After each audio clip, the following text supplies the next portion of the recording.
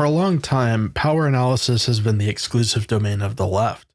Though it has its origins in early political classics such as the Republic, the analysis of class relations has been monopolized by writers like the early socialists, i.e. Proudhon, as well as chiefly Marx. They saw power as a matter of the concerted mass actions of economic classes acting upon each other. The bourgeoisie has an interest in maintaining dominance over society and its economy, so they use tools of oppression against the proletariat. The proletariat responds by banding together and resisting the bourgeoisie through unionization, striking, and eventually violent revolution. In contrast, the right has more or less simply become an antinomian mirror of Marxian power analysis. Conservatives, drawing from liberal theory, have been quite vociferous in defending the interests of the bourgeoisie under the guise of a doctrine of market freedom for all. They call upon the threads of Republican and liberal thought to justify this under the banner of individual autonomy, liberty, personal responsibility, as well as custom. The more acutely intellectual among them contrast republicanism to democracy, arguing that the latter leads inexorably either toward communism or fascism, which are both expressions of mob rule and demagoguery. This, however, is simply a naked appeal to class interest. In republics, franchise is restricted to those who have land and wealth. An appeal is made directly to the self-interests of this landed class, and they suppose that if this class were to suffer a deprivation of power, it would end the dream of self-sufficiency for everyone, not just the landed class. We can see clearly that Republican conservatives are very far from repudiating the Marxist form of power analysis. They simply position themselves as reactionaries, unwilling to allow the flow of class power to come fully to consummation. Naturally, the right wants to distinguish itself from its opponents by rejecting the class-based view of power wholesale. We are today thus seeing a renaissance of right-wing thought in this direction, away from the vestiges of a failing liberalism toward a recapturing of pre-modern feelings about the political. Notions like popular sovereignty and democracy are modern inventions, and if a reactionary force wishes to find its own identity, it must seek its footing elsewhere. What better point of reference is there than the distant past, which rights so desperately wish to recapture? Thus, the right has sought the foundations of a new form of power analysis in political classics, Plato's Republic, Machiavelli's Prince, Aristotle's Politics, and so on. The result has been the emergence of the Italian elite school of writers, namely Mosca, Michels, and Pareto. This school differs from Marxian power analysis, mainly in that it discounts the influence of the masses in creating political change. Instead of class power, we get Mosca's concept of the ruling class, a small group of power actors who hold the reins of society and capital. Instead of class conflict, we get Pareto's circulation of the elite, wherein political change is the result of conflict within the sphere of elite power rather than the populist battle against the elites. Moreover, is the repudiation of liberal thought as well. Instead of democracy, popular sovereignty, and popular consent, we get Michels' iron law of oligarchy, which states that all power is necessarily concentrated in the hands of a few elites, to whom the masses are naturally obedient. These concepts have generated what is commonly known as the patron theory of politics, which supposes that all changes of government occur only with relevance to the elite. Rather than viewing governments as the formalization of mass action or the rational framework of laws prior to human action, exponents of this theory perceive politics as a one-way relation between those who hold the power of command and the population. This theory has a number of advantages over liberal and Marxist theory. First, it can serve to explain why the so-called democratic governments often hold positions and implement policies that are orthogonal to the interests of the polity. Mainly, the problem is that the elite's interest diverges from that of the population, which it uses only to secure its legitimacy through the performative process of elections. According to Mosca's concept of the ruling class, the elite possesses skills and knowledge that enable them to best govern, and so all rulership eventually boils down to a kind of elite technocracy staffed by career politicians. This divergence in abilities and interests is self-reinforcing, as the needs of the elite are distinct from the needs of the people. The challenge consists in meeting the needs of the elite whilst preserving the loyalty of the masses, and this fundamental challenge explains why liberal democracy neglects its people to the maximum possible extent, being delimited only by the necessity of having social services as an amelioration of discontent. Second, it elucidates the reasons why the Soviet Union and other communist states became bureaucratic dictatorships rather than socialist projects of democratic participation. Since centralized power operates according to its own internal logic, there is no room for the people to influence it. Instead of Soviets holding the distinguished position they ought to have, we instead get a Juvenalian minotaur, or a monism of power whose central law is indefinite expansion. The way elite theorists see the growth of the Soviet bureaucracy is essentially a combination of Mosca's theory of the self-interested, technocratic ruling class, combined with de Juvenel's observation that power tends toward expansion rather than contraction, which is very much the opposite of Marx's withering away of the state. Finally, all of this is consistent with the iron law of oligarchy, in which Michels states that delegation is an engine that drives the centralization of power. Third, it clarifies why the profusion of leftist ideas and social concepts into power centers, such as corporations and governments, has not resulted in the implementation of socialism. In other words, it describes how ideological socialism is captured by the preservationist logic of a liberal elite and then bent to serve its own purposes. The elite have realized that leftist ideas are useful in the sense that they demolish any prior identities one has to capital and the state, and therefore it becomes possible to prevent a vigorous resistance from forming. Simultaneously, they are cognizant that actually implementing the principles of socialism would mean the abdication of their rule. Therefore, the proliferation of socialist concepts, messages, and ideas into power centers cannot ever actually achieve socialism. The basic logic of those power centers ends up disfiguring socialism under the necessities of raison d'etat, or the rationale of state. As I said previously, this applies also to authoritarian socialism like Maoist China or the USSR. Yet one ought not to take such theories for granted. They are not perfect and, in fact, almost seem to be too unitary to accurately describe a phenomenon as multifaceted and complex as the power relations of states. It suffers from a sort of fetishization of the power of command. It reifies it into a mechanical force, as if it were a mystical power that is resident in all members of the elite, which has its own self-existence. Many exponents of elite theory, mainly academic Asian, have overlooked the importance of the masses to the functioning of a legitimate state. As Bertrand de Juvenel has written, in order for there to be the power of command, there must also be the willingness on the part of the people to obey, and when that is lacking, the power of command is nullified. In other words, power is not a one-way relationship that flows from rulers to ruled.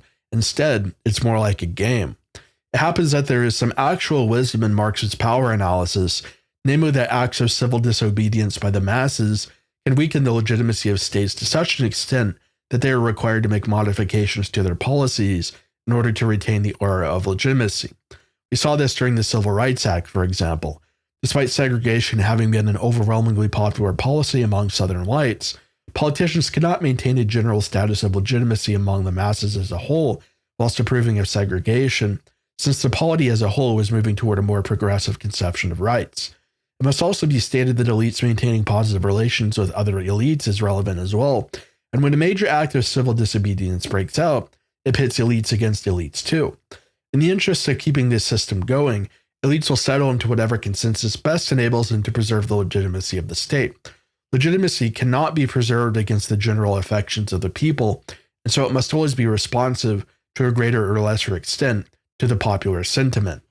While there are limits to the efficacy of bottom-up strategies, because we must be realistic about raison d'etat, and understand that elites fundamentally just want their self-preservation. They're willing to grant popular demands in a degraded form just to keep themselves in power and the people obedient. Nonetheless, weakening a power's legitimacy is the first step toward its replacement. A real circulation of the elite cannot take place if there is a widespread agreement that the current rulers are legitimate. The overall problem with the way the right employs elite theory is that it has largely been used as an excuse to reject populism in favor of a more aristocratic conception of politics. But this is simply an archaic notion that would only have relevance in a situation in which right-wing ideas are already dominant. For any political project to get off the ground under liberal conditions, it's necessary to garner popular support by some means. It is, however, still true that participation in elections without the possession of a party is worthless. Populism, if it attempts to hitch itself to either left liberal or right liberal parties, is always going to be captured by politicians who wish to harness it in order to grant their pro-elite policies legitimacy. We saw this with Trump, Orban, Meloni, and Millet. In order to get different results, it is necessary to combine a project of cultivating popular sentiment with the establishment of a nexus of capital and power in the form of an original party. Marxists have long written about this problem. Lenin's conclusion was that democracy is only fruitful if there is a genuine workers' party. For populists, it's necessary that there be a genuinely populist and nationalist party built on the basis of racial consciousness, anti-capitalist economics, and solidarity. Gaining capital is part of the same process as gaining in popular sentiment. One must have such a wide nexus of support that one can accumulate wealth from ideally middle and lower class interests in order to disentangle one from upper class elite interests.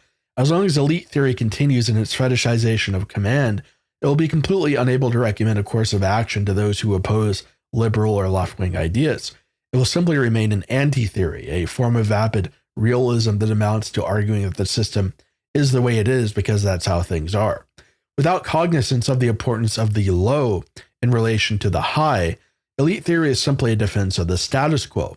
This is what drove James Burnham to worship power and praise the strictures of capitalism. In short, what is necessary is to temper elite theory with an equally relevant science of the majority and of discourse. That being said, populism has limited potential since it isn't a fundamental break with liberalism. It is instead a reorientation of liberalism toward the interests of the majority. In order to overcome liberalism and to truly meet the needs of the people, it's necessary to find a way to nullify the elite's existing raison d'etat. Raison d'etat has its limits, namely power's reliance on the day-to-day ascent of the masses toward the power relations relied on by the elite.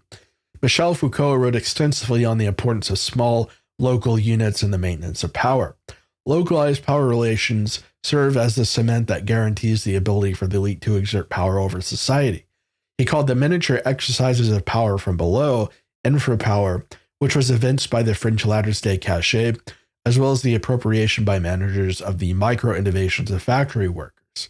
To Foucault, power does not reside in any person or institution. Instead, it is a complex web of games that actors play with each other. As a result, the people playing determine its rules, and anyone can win or lose. This presents as a stark contrast against the fetishized, almost frozen version of elite theory, which heavily systematizes and places the whole locus of control within the hands of a self-reinforcing and autarkic elite. But all power, in actuality, has a discourse and is maintained through dominance of that discourse. For this reason, even something as seemingly insignificant as the battle of ideas has a high degree of importance in power struggles. So long as the average person persists in supporting civility politics, acquiescing to appeals to the happy median, and so long as he is stuck in the nexus of pro-liberal capitalist ideas, he will not be able to conceive of any alternative, and thus it will be impossible to convince him of the necessity of adopting and consenting to an alternative to liberalism. The power discourse of liberalism consists in the atomization of subjects into individuals, as well as the maintenance of negative liberties, which are portrayed in such a way as to fool the masses that they have been liberated, and thus that any limitation on those rights is by necessity oppression, akin to the regimes of the 20th century. The government justifies itself as the guarantor of these negative liberties in the sphere of individual action. But if the right were to offer its own power discourse by appealing to a pre-modern concept of liberty, which meant self-rule, or autonomos, which was closely tied to membership in a group, it would become quite obvious to the average person that liberalism does not, in reality, guarantee their liberation. They would immediately reject it in favor of a right-wing communitarian project. Likewise, the power discourse of individual rights, especially human rights, casts the state as a mere umpire to pre-existing principles and freedoms. Classical political discourse, on the other hand, saw rights as a construction that formed out of the relationship between the individual and the group. For example, citizenship and all of its rights, such as the right to own property or the right to participate in the democracy, was tied to ethnicity or being an Athenian by blood. It was a special bond between members of the Athenian stock that guaranteed one's rights, not one's mere existence as an individual. In such a way, rights were relational rather than absolute.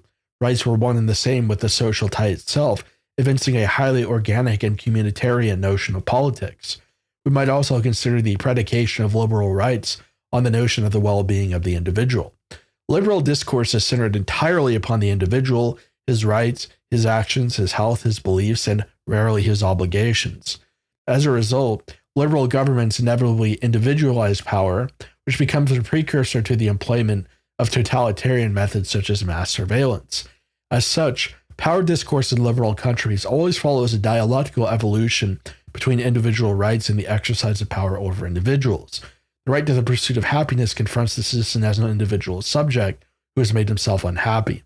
The right to the pursuit of happiness and the unhappy citizen are both negated in this confrontation, and in their place we find the emergence of a pastoralist and paternalistic state, which steps in to manage the subject, who's no longer a subject but instead something more akin to an object, in order to ensure his happiness and thus his productivity.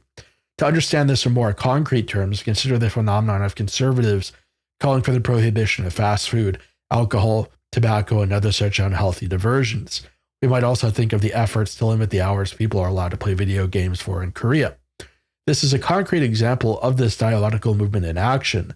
It also occurs on the left to some extent, but instead in the form of action that dismantles social categories that allegedly cause suffering and oppression, such as the family, sex and gender, race, or religion. The opposite of this kind of discourse is to recognize, like ancient societies did, the common good as the fundamental purpose of power. In Plato's Republic, Socrates states that a just power is one that safeguards the weak against the strong and corrupt. There's thus a real sense that the purpose of any power was to guarantee the common weal, to aid in supporting the existence of a group or groups. The notion that the state exists to safeguard the liberties of individuals consists in the opposite motive, to turn one's face aside when individuals use their capital and power to oppress, atomize, destroy, and deconstruct. The security of the common good enables the liberty of persons within groups in such a way as to actually minimize the role of the state in their lives. It results in the maximum ability of self-rule, or autonomos, as in such a situation the person is empowered by others to live regardless of his own abilities. People would mutually support each other and enable each other's sphere of action. Under the liberal condition of individualism, on the other hand, individuals simply act as much as possible to restrict the sphere of action others have, so as it becomes a threat to one's own. Thus, the government must step in to solve the unending rapaciousness this situation engenders. What right-wing power analysts ignore is that the state of this discourse is the fundamental substratum of the project of the circulation of the elites. We have to change the power discourse to make a difference. If we give power discourse over to leftists and liberals, we will have no fertile room for action, and our attempts at taking the reins of power or changing the elite will result in disappointment. If we simply replace the elite without changing the discourse, then our elites will just fall to the existing raison d'etat. If I want to be charitable to the mainstream right, I might say that the course of the presidencies of Trump, Orban, and Maloney are simply a sign of the issue with installing right-wing candidates into a liberal power discourse. Once they're in, they have to operate according to the assumptions of liberal discourse, and as a result, any principled potential they might have to change the system dries up. The preeminence of individualism means that any appeal to the common good and solidarity of a group gets desublimated into the right of individuals to be safe and prosperous under neoliberal policies. The discourse of individual rights and liberties serves to abet the encroachment of government into our personal spheres in contravention to the populist desire to maintain the autonomy of the masses. Finally, the apparently self-delimited role of the liberal government prohibits necessary actions in the spheres of immigration and demographics, as well as foreign policy. The liberal state, which is an apparently minimal state, is simply the guardian of the market. Its foreign policy is largely centered around the preservation of a labor aristocracy, whose foundation is the availability of cheap consumer goods from third world countries. As such, it will seek to maintain positive relations with those third world nations, acquiescing to their own expansionism and imperialism. Even in some cases, it will assist them in their imperialist efforts. The notion of using the military at the borders to defend the nation's people demographically is unthinkable because market interests take priority over national populist interests. The market needs cheap labor. The market needs immigrants. The market needs fungible individuals. All the delimitations of liberalism are the wrong ones, and all of its prerogatives are harmful. What fundamentally enables this condition is the frozen state of power discourse centered around liberalism, individualism, human rights, and capitalism. If the power analysts of the right think that this power can be reduced to an empirical formula in which we calculate possession of capital in relation to one's position in a hierarchy, they won't achieve anything at all. Their so-called realism will just become apologia for the current condition, which is all that realism ever is. It's fine to accept the theories of the Italian elite school, but it needs to be synthesized with the realizations that leftist power analysts have made in the decades since Marx. To sum it up, it's true that there is a ruling class with a particular interest which has mechanisms of self-reinforcement, which we might just call raison d'etat. But this ruling class is relying on a general consensus on power discourse, which it utilizes to frame its actions, to identify friend and foe, and to generate legitimacy. The more the power discourse shifts, the less effective the elite's raison d'etat will be, for the simple reason that its actions can no longer generate legitimacy. One of two things will happen. Either the elite corrects by adopting this new power discourse, which will shape its own policies, effectively a replacement of the previous raison d'etat, thus allowing for a circulation of elites inside the system, which effectively changes it, or people will begin disobeying the state, and thus the state loses its power of command. In the latter state, an upheaval that accomplishes the circulation of elites will be inevitable. Yet this upheaval will not be a Pyrrhic victory, as is generally the case in electoral reformism. Instead, because it confronts the elites with a new power discourse, it can aim at negating the problematic structures and behaviors previously established by the elites in favor of something new. To elaborate on this more, these sorts of upheavals in other countries, such as in Chile or Peru, typically just resulted in the reemergence of bourgeois liberal power. In other words, it just becomes neoliberal. Discourse relying upon class will only produce class rule. Likewise, in the example of failed populists, liberal discourse only produces more bourgeois individualist liberalism. The democratic discourse of socialists naturally produced a state tyranny in Russia for reasons I don't think I have to elaborate on. Everyone is, of course, familiar with the argument that democracy is the principle of tyranny. The point is, the predominant power discourse necessarily affects what the outcome of political upheaval will be. There's no such thing as change endogenous to the liberal system. We already saw how Obama's presidency turned out, as well as Trump's, which was a sort of change campaign, but instead across the aisle. If we want politics to produce different results, we need to change the power discourse, otherwise we will keep getting more neoliberalism. This is why we cannot dispense with meta-politics or put an end to ideology or appeal to common sense. We cannot simply rely on prepackaged elites to revolutionize the system. There must be a complete bulldozing of everything not commensurate to our ends. We have to reject all forms of realism, including that vulgar application of elite theory made by a certain man of the sensible center left. We have to dispense with terminology that binds us to a liberal order and worldview, such as self-determination, individual rights, liberty, will of the people, self-interest, and so forth. We need a new way of confronting the system that it cannot interface with, and in such a way we can prevent forever its ability to appropriate our needs to its own benefit. We will not suffer the same fate as the so-called left, which has allied with capitalism and its progressivism. They say, scratch a liberal and you find a fascist. I say, scratch a leftist and you find a liberal. At the end of the day, they just want abundance and prosperity. They speak in terms that are compatible with and familiar to liberals. The reason why their political efforts were so easily captured is because they had the same social residues as liberals, as Pareto might put it, essentially. If we don't want to suffer that fate, to be captured by liberalism, to become grist for the mill of capitalist realism or the end of history, we have to make a radical break with the language and assumptions of liberalism. The longer people share the delusion that someone like Elon Musk, the very picture of a liberal elite, can serve our interests by acquiring power, the longer we will suffer under the subjection of false liberal ideas and capitalist rule. It isn't enough to install elites. We have to change the terms in which elites are installed and also the terms under which they operate. We don't want to be ruled by elite human capital. We want to be ruled by our group and for our group. Framing the value of persons in terms of capital illustrates neatly the fundamental problem with acquiescing to the assumptions of liberalism. Our personal relationships are not market relations. My relationship to my race is not that between a capitalist and a commodity. I am not capital, neither are my brothers. We are a group. We are a race.